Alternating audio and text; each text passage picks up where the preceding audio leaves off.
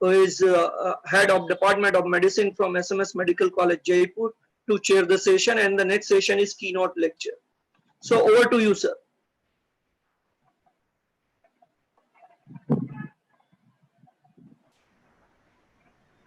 Yes, sir. Dr. Mittal, sir.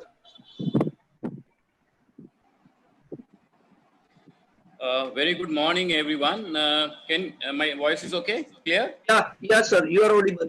So now we move on to a very, a keynote lecture by Dr. Nikhil Tandon on young patients with diabetes, and a narrative, commentary will be there. His own original research he is going to share. Dr. Nikhil Tandon is a professor in the Department of Endocrinology and Metabolism at All India Institute of Medical Sciences. And his special interest is autoimmune thyroid disease, which includes thyroid epidemiology, diabetes, metabolic bone disease also. In addition to his teachings, clinical and research activities, Dr. Tandon has an extensive experience in managing large clinical and implementation trials. He served as the South Asia coordinator for advanced study, which is a landmark study in diabetes, and was a lead investigator and a member of steering committee in NHLBI funded Center for Cardiometabolic Risk Reduction. So with this small introduction, I would hand over the mic to my co-chairperson to introduce the topic, and then over to Dr. Nikhil Tandon. I think Dr. Sudhir Bhandari is not there. Okay. So I think then now, Dr. Nikhil Tandon, it's all like dais is yours. I hand over the mic to you.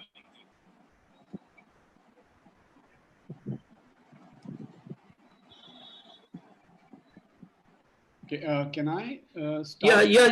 Yeah, sir. You can share your screen. Yes. Okay, okay. Somehow the other. It will be at the bottom, green color button. I know that, but I'm getting. You are not able to share your screen. Mr. Rohit, can you enable Dr. Nikhil Tandon to share his screen? Mr. Rohit.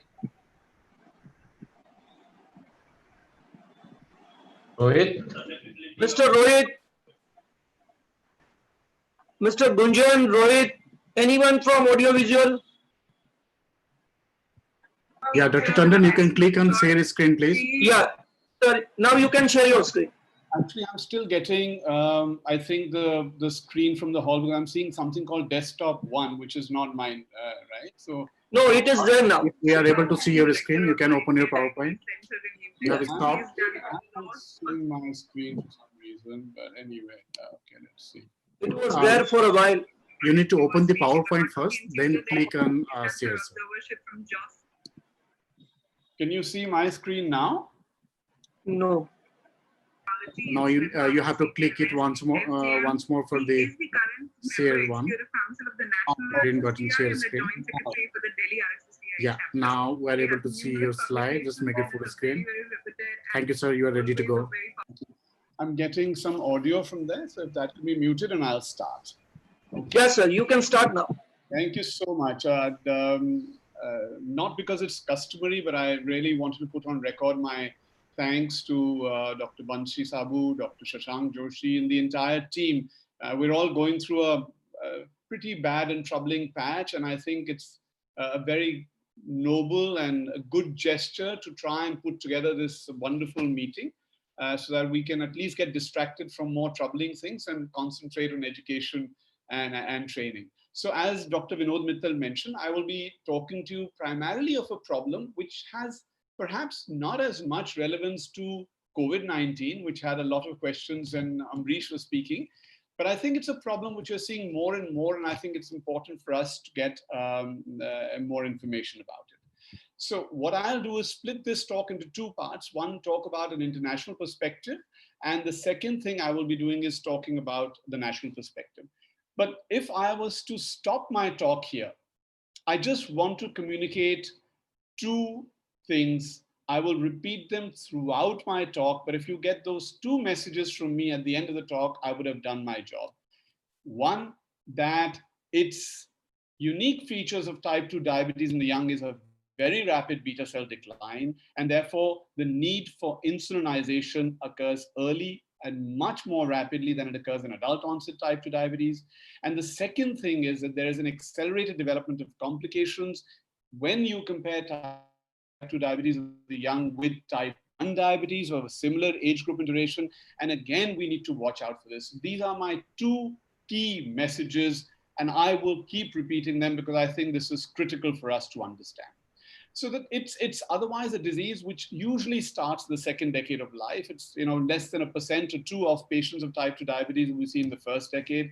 If your median age of diagnosis in the youth is about 13 or 14 years, which, as you can understand, coincides with puberty. So this possibly is a physiological pubertal trigger to a person with underlying risk for type 2 diabetes.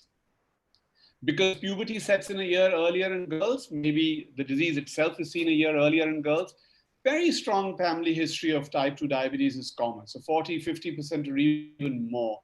The other thing of importance, and that's clearly of relevance for us, is that in multi-ethnic populations like the UK, like the US, the predominant impact has been seen on ethnic minorities. So in the UK, you'll see that South Asians and Afro-Caribbeans are at a higher risk. In the US, it's not the non-Hispanic whites, but it's the Hispanics and the African Americans who are at risk. So for some reason, ethnic minorities seem to be at a much higher risk. The one problem which we invariably face, and people of my generation will face, is that we've always believed that if a child or an adolescent comes to us with diabetes, it's most likely to be type 1, because when we were in training, it was very, very, very rare to see type 2 diabetes in the first 2 decades of life. And therefore, sometimes you get rather confused about whether this patient has type 1 or type 2.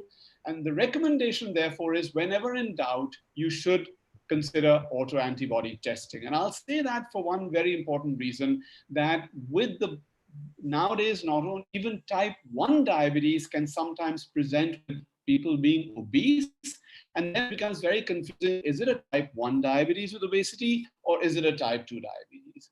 And different studies have shown that 10 to 40% of people with a clinical diagnosis of type 2 diabetes, and let me re-emphasize that, a clinical diagnosis of type 2 diabetes have antibodies which are normally seen with type 1. So they're possibly type 1 diabetes with obesity, which is being miscategorized as type 2 diabetes. And as I again mentioned, these autoantibodies may also be contributing to the lower beta cell function and rapid development of insulin dependence. Let me just address the etiological characterization of youth onset diabetes. And this is work done from SEARCH, which is a large registry in the US. We've collaborated with this registry in India through the Young Diabetes Registry, and I'll show you some comparative data as we go along. But the SEARCH is a study which was done in people who are diagnosed with diabetes before they turn 20 years of age. And essentially, I could categorize these people in 4 variants. The first variant is what is the standard type 1 diabetes. They have autoimmune markers, plus they're insulin sensitive, so classical type 1.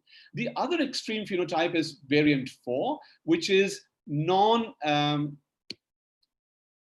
second, let me see if I can get it, yeah, okay, which is non-autoimmune plus insulin resistance, which is classical type 2 diabetes, which is about 15%. So between variant 1 and variant 4, 70% of the people have fallen. Another 20% fallen in what is called autoimmune plus insulin resistance. These are what are type 1 diabetes with obesity. So they still have to be managed like type 1 in terms of insulin from the very beginning. And there's a residual 10% in which there is maybe type 1, maybe MODY, maybe we don't know. So they're not autoimmune. We don't have any antibodies, plus they are insulin sensitive. Right? But let me, since this talk is about type 2 diabetes, let me sort of tell you the 4 or 5 important differences which I think are important for differentiating type 1 versus type 2 in that age group. Right? One is number one, is that invariably type 1 diabetes has a lower age of onset. In fact, the first peak is between 5 and 7 years of age. Very, very rare to have type 2 in the first decade of life, right? Number 2, that, as I said, 50% of type 1 will present in the first decade, 1 or 2% of type 2 will present in the first decade, 30% of type 1 will have decay at onset. Interestingly, it's not 0% in type 2. About 1 out of 7 or 1 out of 8 type 2s will also present with decay at onset, but it is much less. Fasting C-peptide actually has some utility. Fasting C-peptide is less than 0.4 nanograms per mil in about 40% of type 1. Very, very rarely is it that low in type 2, about 4%. But now another thing is insulin use is nearly 100% in type 1, not difficult to understand. But now comes a very important point that insulin use can be seen in about 50 to 60% in type 2, suggesting that type 2 has also got a reduced beta cell reserve when it presents in the youth age group. So in summary for this part, most youth with diabetes in the young have either traditional type 1 or type 2. Evolution of type 1 with diabetes, and we will increasingly see it in about 20% all over the world, maybe smaller numbers in India yet, but it will be coming up. Clinical classification matches with the final diagnosis much more with type 1, and there may be some doubt with type 2 for the reasons I've told. There is a difference in different ethnicities, so South Asians, African Caribbeans, Hispanics, much more than whites, right? And lastly, that type 1 diabetes, which are negative, which look like clinically negative, we need to actually see antibodies there to be sure about the differential. Coming to the second important part, which is the burden of complications in comparison with type 1 diabetes in this age group. These are data from the Today study. The Today study, and I'll talk to you about it once again a little later, was a study basically which was an intervention study which looked at recent onset type 2 diabetes, about 8 months from the onset. The mean age was about 14, about 700 people. These are baseline data from today. 1 out of 4 youth onset type 2 diabetes in this age group had a blood pressure more than the 90th centile for age. Very important, 1 out of 4. So imagine 15-year-olds, how many 15-year-olds do you expect to have a blood pressure which is elevated beyond the 90th percentile? 2%, 3% at most. 25% of youth onset type 2 diabetes. Microalbuminuria seen in 1 out of every 8. Low HDL cholesterol seen in 80%. And elevated triglycerides in 10%. So already cardiovascular risk factors emerging at this age group. What about microvascular complications? And this is data from the SEARCH study. As I mentioned, this was a study which is done with people who had an onset less than 20 years. The mean age of the type 1 and type 2 was slightly different by the time the study was done. This was about 7 to 8 years after the disease had been diagnosed, allowing time for microvascular complications to set in. As you know, most microvascular complications set in about 5 years after disease onset. So the average duration was about 8 years in both the type 1 and the type 2 groups. What is shown in the table out here is that the odds of diabetic kidney disease, diabetic retinopathy, and diabetic neuropathy was between 2 and 2.5 times higher in people with youth onset type 2 diabetes with a similar disease duration compared to youth onset type 1 diabetes. 2 to 2.5 times higher. See, the problem I'm going to tell you, and this is very, very important, is what happens with youth onset type 2 diabetes. People say, oh, it's going to be a mild disease, nothing much, the person is fat, we look after their lifestyle, we maybe give them metformin. Because people don't go into decay or acute complications so often, it is not taken seriously. And glycemic control, therefore, is poor. And for other reasons, perhaps also, which we as yet do not understand, there is a huge increase in the likelihood of microvascular complications in type 2 diabetes. So any of you who are treating younger patients with type 2 diabetes, please watch out for this very, very, very carefully. The rapid beta cell decline story again needs a mention. As I talked to you, this was the study which is called Today, which was in youth onset type 2. People were divided into 3 arms, either continued on metformin or given metformin and rosiglitazone, or metformin and intensive lifestyle program. And I'll just explain this graph to you. If you look at those on metformin alone, within 3 to 4 years of follow-up, 50% of them had glycemic failure, right? So that means they met a threshold which demanded insulin therapy. 50% in 3 to 4 years, which is very, very, very high. The addition of rosiglitazone brought it down to about 40%, but with all the problems with rosi, it is not being actually used. Now, if you compare youth onset diabetes with adult onset type 2 diabetes, and again, I'll just ask you to concentrate on the area which I'm highlighting. Please understand that these are not head-to-head comparisons. There were different endpoints. Notwithstanding these differences, look at the proportion of people who had beta cell failure or failure of metformin alone in adult diabetes, 20%, youth onset type 2 diabetes, 50%. So nearly twice as more likely to require insulin. And again, if you look at change in beta cell function, a much more rapid decline in beta cell function in youth onset type 2 diabetes compared to adult diabetes. So again, the second point. So I said 2 points I will keep repeating: higher complication rates and a much more rapid decline in beta cell function, which needs insulin therapy. The treatment of type 2 diabetes, and there are 2 current consensus guidelines, the ISPAD consensus guidelines, and I'm fortunate to be an author on that, and the American Diabetes Association guidelines, and essentially they say the same thing, even today. If the baseline A1C is less than 8.5, no acidosis, no ketosis, give metformin. The moment you cross 8.5 on maximal doses of metformin, at the moment, professional associations recommend adding basal insulin. You can do off-label addition of other agents, but it is not at the moment recommended by any professional association. And the target A1C must be less than 7%. Once upon a time we were told, bache hain, younger people, we can afford to be lax. Given the complication rates, I don't think there should be any latitude at all. Tight control is very, very critical. So shifting now to the Indian perspective, and I think this is very important because all of us live in India and work in India.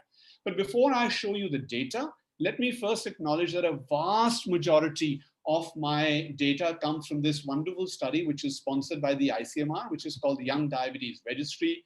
Now a whole bunch of centers starting from Kashmir and Chandigarh in the north, Delhi in the west, Mumbai in the south, in Manipal and Chennai in the east, we have Cuttack, and in the northeast, we have Assam and Manipur. So fairly good representation.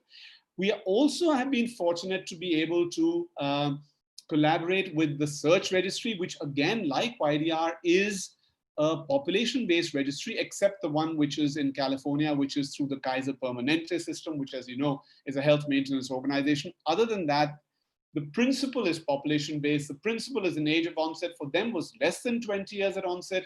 For us, it's less than 25. But wherever we've compared Search and YDR data, we've restricted the YDR data to those who started at the age of 20 or less.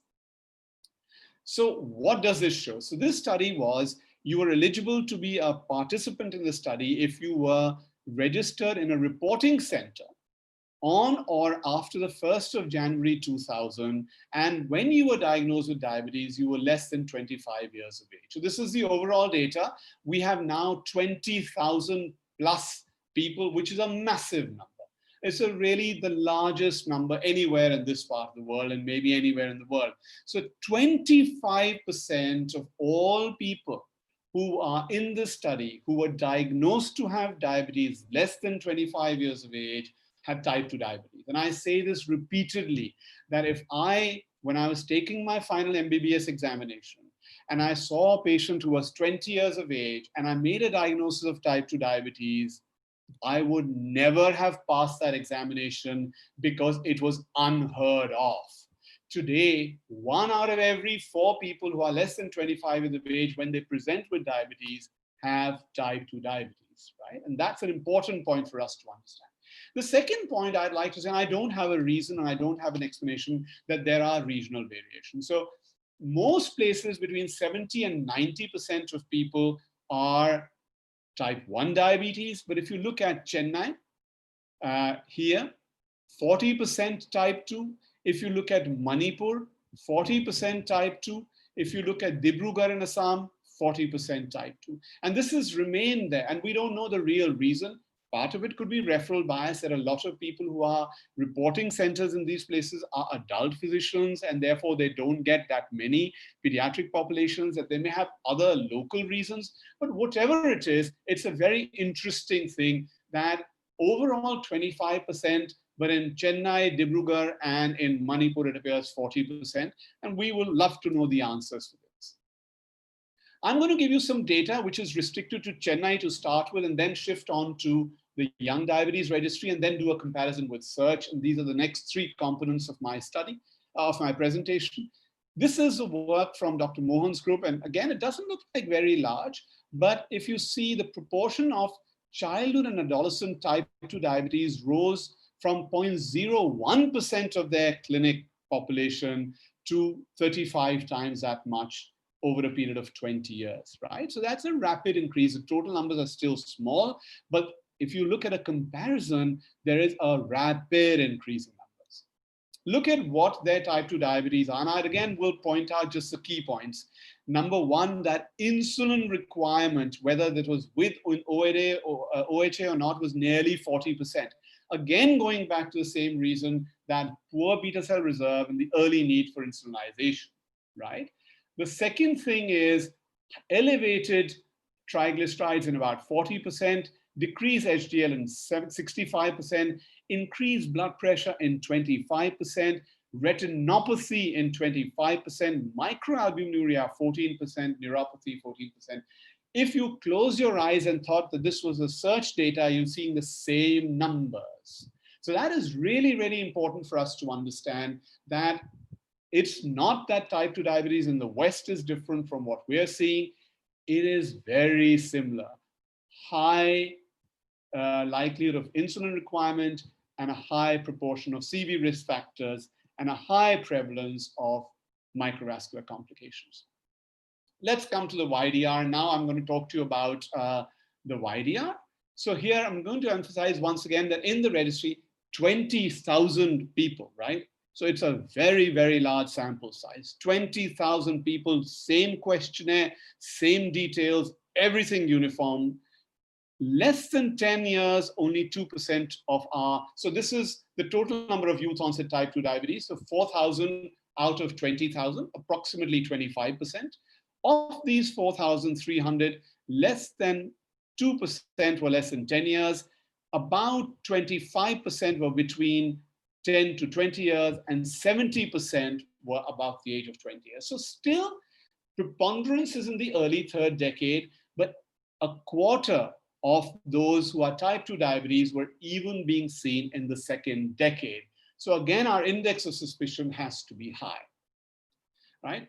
The second point I'd like to raise out here is very, very important. So a lot of our type 2 diabetes in adults present as asymptomatic. Routine screening, we keep saying that if you go and do a population survey, 50% of the people who are diagnosed with type 2 diabetes are newly diagnosed. That means they had no symptoms, right? So 50% newly diagnosed. Look at what's here. Of the people who presented to doctors, 50% had either osmotic symptoms or weight loss or both. A very high proportion of symptomatic disease, very, very high compared to what is seen in adult onset disease. So I'm trying to paint a picture for you. And that picture is youth onset type 2 diabetes is a different beast altogether. It's a totally different disease compared to adult onset in terms of the aggression, in terms of insulin requirement, in terms of it being symptomatic, in terms of requiring hospitalization, in terms of complications. Please remember that whenever you treat a younger patient with type 2 diabetes. This is not difficult to understand. About 45% of people have a family history. 1 out of 4 have both maternal and paternal family history. Again, not difficult. But now, look at our characteristics compared to search. As I told you, we had to censor our data for search because they had only less than 20 years of age. Number one, if you look at the BMI Z scores, you'll see that as a rule, the search participants were heavier than what we saw, right? So the average BMI was 1.65 Z score above the WHO mean, for India and about twice as much for WHO. So obesity was a stronger driver in search. Now look at Indian data. So we keep in our mind, keep thinking that for type 2 diabetes to present in childhood and adolescence, somebody has to be obese. Look at these data. 40% of youth onset type 2 diabetes in this smaller sample compared to the overall YDR sample. We were compelled to have the smaller sample because we were comparing our registry with search, which had a different cut point for age. 40% were either underweight or had normal BMI. So being overweight or obese is not mandatory. Come to the hypertension, again, the same value. 1 out of every 4 being hypertensive. Please understand, very, very important things. We often miss taking blood pressures in a busy clinic. Let's just look at the sugars and manage. Very important. And if they will not be treated, they'll get into difficulty. Look at the microvascular complications at registry level. And I'm not going to go into this in detail to say that the data are very similar to search and about a 2-fold higher likelihood. These are unadjusted data for the moment, but they are 2-fold higher likelihood of prevalence in type 2 diabetes compared to type 1. But what I have for you, which even search does not have, is diabetes as a predictor of incidence of microvascular complications. So if you see here, if you have type 2 diabetes, the incidence of retinopathy is 2.3 times higher. The incidence of neuropathy is 4 times higher. The incidence of nephropathy is 2 times higher. So these are data which are at the moment not even available for search, but 2 to 4 times higher incidence of microvascular complications. Very, very startling figures. And the last bit on the complication front is I'm going to show you the clustering of cardiovascular disease risk factors. So this is a comparison of type 2 diabetes with age-matched controls, right? And if you can see, the green bars are for the controls, and most of the controls will have either no risk factor, 1 risk factor, or 2 risk factors, whereas most of the type 2 diabetes have 2 risk factors, 3 risk factors, or 4 or more risk factors, right? So the whole curve is shifted towards the right, much more likely to have 2, 3, or 4 risk factors if you have type 2 diabetes as opposed to controls. But equally important, please look at this graph. Again, it has got a higher clustering compared to type 1. So if you look at the type 1, if you've got type 1 diabetes, the likelihood of CVD risk factors 0, 1, and 2 is about 65 plus 18 makes it 85%. Whereas in the same thing, 2, 3, and 4 is 83%. So the whole curve is shifting to the right. The prevalence and clustering of CVD risk factors much, much more in type 2 diabetes. Look at the treatment regimens, and I'm going to just point out one thing. And again, as I said, we were compelled to look at a younger population because we were comparing with search, but about 30% of those who had younger onset, young type 2, that is in the 2nd decade or earlier, in YDR required insulin, and about 38% in search. I already showed you that if you look at the overall YDR data, this number climbs up to 40%, and in some instances, even 50%. So very, very high insulin requirement in this particular age. So I'm going to stop here. And I hope I've managed to communicate the very key important points. It's an emerging epidemic, and we shouldn't make the same mistake with this epidemic that we made with adult onset type 2 diabetes. Oh, it happens in cities, it happens in the rich, it happens in the fat. That's not the case. It happens in the cities, it happens in the towns. It happens in the fat, it happens in the thin. It happens in the rich, it happens in the poor. And it's a more aggressive disease. It has worse beta cell function. It requires early insulin, and even more tragic, very high incidence of microvascular and macrovascular complication risk. And if you're starting at 12 or 14 years of age, you might have vision-threatening retinopathy by the time you are 30 or 35. Imagine the life spent with poor vision in a person who's starting in that age group. Please remember that whenever you see a patient with youth onset type 2 diabetes. So again, the other thing was, as I said, the family history is important, rapid decline in beta cell function, high incidence and prevalence of microvascular complications, and clustering of CV risk factors. Again and again, just these 2 or 3 points. I really want you to go home with these. And with that, I will conclude my presentation. And if it's all right, I'll stop sharing my slides so that we can proceed with the rest of the session. Thank you so much, everybody. Thank you, Dr. Nikhil, for those, very interesting and very informative talk on diabetes in youth. And very clearly you have mentioned that it's an emerging epidemic now. And almost 25% of these people less than 25 years have type 2 diabetes. And not only that, these people are having poor compliance, more poor compliance than adult population, but have more serious implications in future in the form of severe complications, more mortality, more clustering of cardiovascular risk factors, and obviously higher incidence of cardiovascular disease and mortality also. So we have to be more concerned, and I think we should take family into confidence and speak to them and tell all these important points so that they become concerned about these siblings and youth diabetic patients. So with this remark, there are a couple of questions for you, which I think Dr. Sudhir Bhandari sir is already there. We can invite him to chair the session. Dr. Sudhir Bhandari sir, and can his you? comments also. Yeah, And your his comments also. Please unmute yourself, and your video is not there.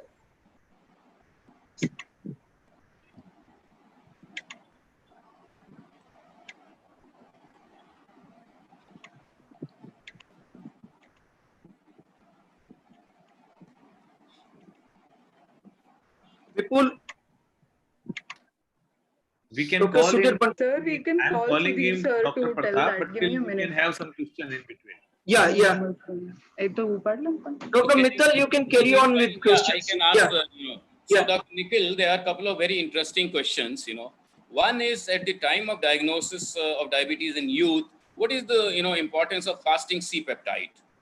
So I don't use fasting C-peptide routinely. So if you have a classical person who looks abrupt onset, recent, lean, presenting with diabetic ketoacidosis, looks, so that's usually type 1 diabetes. I end up looking at fasting C-peptide once the immediate hyperglycemia has settled, so that I remove the glucotoxicity aspects. Whenever I have some doubt in my mind whether this patient was a classical type 1 or was it a type 2 who presented with an acute hyperglycemic presentation. And that time I do a fasting C-peptide, but again, as I said, I will not do it when they're going through an acute hyperglycemic episode. Wait for the sugars to settle down, wait for glucotoxicity to go away, and then measure fasting C-peptide at that point in time. Okay. Now, other question is, what is the lag period at the diagnosis of young diabetic patients? Like, how much lag period or delay in diagnosis is there as per your study? Right. So again, see, let me just explain the study, and that will. So the study was restricted to certain reporting centers, right? And what we saw was that for type 1 diabetes, there was 50% of more of these patients actually reached a designated endocrine diabetes center within 6 months, which is not bad.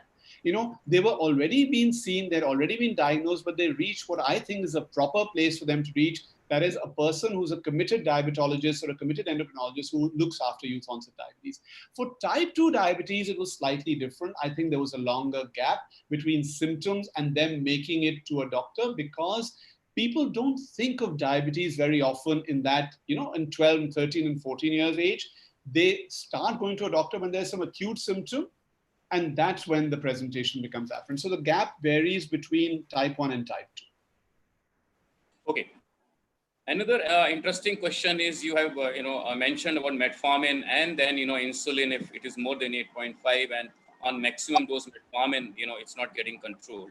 What about the role of GLP-1 analogs, DPP-4 inhibitors, and SGLT2 inhibitor in this population? As far as I'm concerned, let's put aside type 1 diabetes, right? So there's absolutely nothing we're doing with type 1 diabetes. For type 2 diabetes, I repeated this earlier. those are professional society recommendations, right? And I think those are recommendations because the trial evidence for non-metformin, non-insulin in that age group is not available in children and adolescents. The moment you are in a youth onset diabetes, which is early third decade onwards, 20 plus, I see no problem in trying the usual drugs which we see in adult onset type 2 diabetes. So there'd be no restrictions in my mind once you cross, 18 or 20 years of age. And that's the age of presentation. The doubt which comes to mind is somebody who's 9, 10, 11, 12, or 14 years of age and they have type 2 diabetes. There are limited evidence and therefore the professional societies don't make a recommendation. You can discuss this with a patient and try it, but also remember that somebody who's presenting at 12 years of age is likely to have fairly aggressive disease. So even with your best efforts, you might be hurtling towards requirement of insulin. So you need a balanced approach. Let me summarize it again. 20 and 20 plus, I see no problem in looking at other anti-hyperglycemic agents. In the second decade, you can discuss it with the parents and come up with a solution, but tightly and closely monitor so that if you find that these are not working, then you shift them rapidly to insulin. But you can do it off-label with discussion. Okay. One more question is there. GLP-1 analogs have been tried even in less than 20 years or 18 years. What is your take? Can we try GLP-1 less than 20 years or 18 years? Or you take the same stand, only more than 18 years, all these molecules? Right. So Dr. Mittal, the issue very clearly is we live in a litigious environment. Please remember, I, of course, am a public sector institution. Most of you work in the private sector.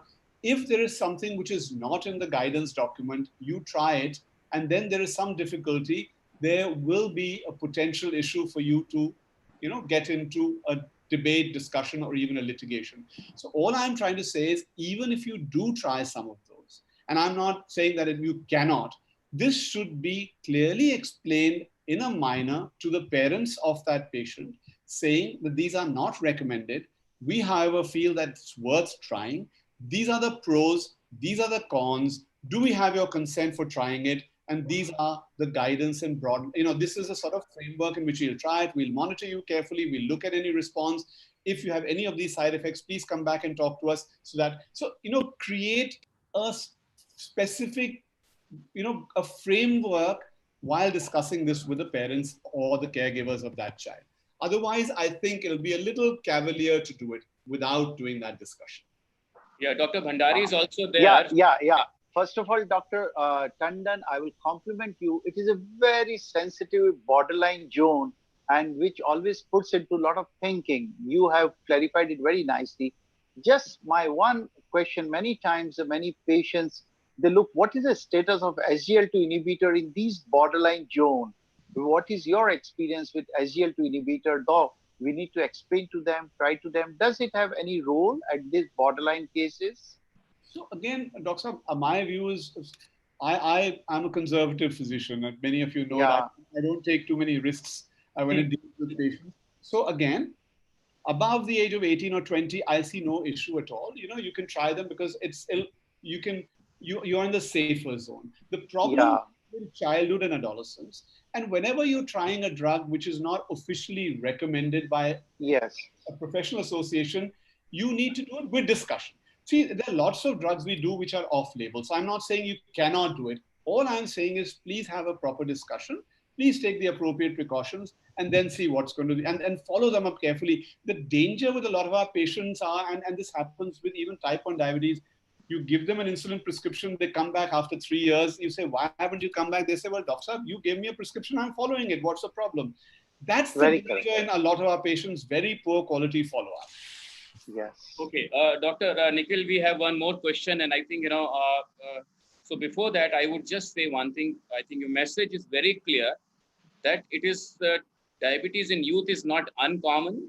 25% of these people have type 2 diabetes. Important points are very fast or early beta cell failure, more microvascular complications, more macrovascular complication. So counseling and sensitization of the family is more important than choosing a molecule.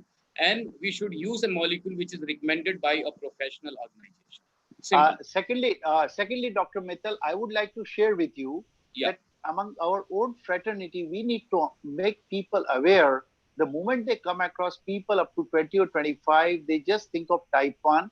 But we need to be very conscious and we need to be careful about the prevalence of type 2 at this age group also. So I think this is a very thoughtful workup of the patient, that even in the younger age group, we need to consider the presence of type 2 and we need to be very careful about it. I think this is also a very important aspect.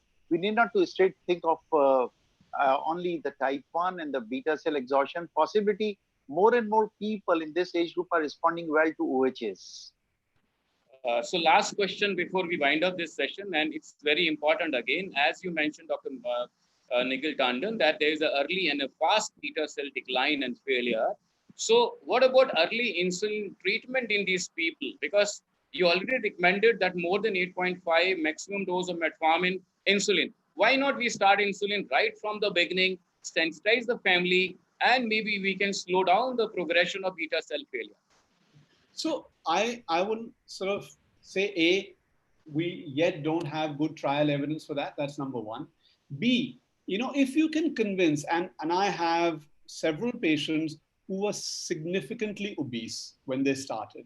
And by sheer effort and hard work and determination, by losing their weight, they became, virtually not requiring more than 500 milligrams or a gram of metformin. If you look from a quality of life perspective, it isn't easy for a child who's rushing around to school or college with all sorts of variable times to take insulin. So if you have the option of good lifestyle interventions, weight loss when they're obese, and you can manage with metformin, I would still try that. But you're very right. In a proportion of them, and I showed you that data, 40% of people being normal or underweight, I think that's another discussion point which we must have when we're talking to the parents. Remember another thing, the art of practicing also is that the first time you go and tell the person's parents that, I think we'll start you on insulin, the likelihood of them accepting your arguments is going to be much low. So what you're saying is correct. We should build towards that decision while we try other things, and then come up with that conversation when you've got the rapport and a relationship with the patient and their relatives at that point. Okay, so any Dr. Bhandari, any last comment? Yeah, I think Dr. Tandon, can we make it a general understanding that anyone, those who are diagnosed at this young age with the more fat, more BMI, we try the diet restriction, we try the weight reduction and metformin, but all those who are lean and thin, probably it will be a good idea, don't you think, to preserve the beta cells by giving insulin, like in the broader outline, that yes, those who are overweight, better we make them to lose weight and give metformin, and those who are lean and thin, probably after consoling and convincing family, we can think of insulin for preserving beta cells. I think that's a fairly sensible, practical, clinical approach, and I have no qualms against this. I would, if we have the lovely audience out here, we can put together a group who will address that question systematically and see how successful we would be in that plan. Yes, thank you.